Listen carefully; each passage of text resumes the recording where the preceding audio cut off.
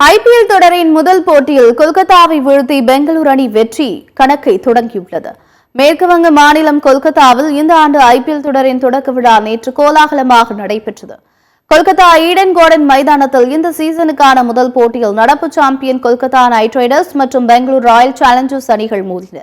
Toss வென்ற பெங்களூரு அணியின் captain Rajat Patidar பந்து வீச்சை தேர்வு செய்தார்.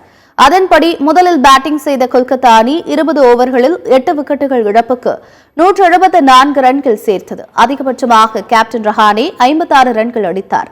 பெங்களூரு அணி தரப்பில் குருணால் பாண்டியா சிறப்பாக பந்து வீசி 3 விக்கெட்டுகளை கைப்பற்றினார்.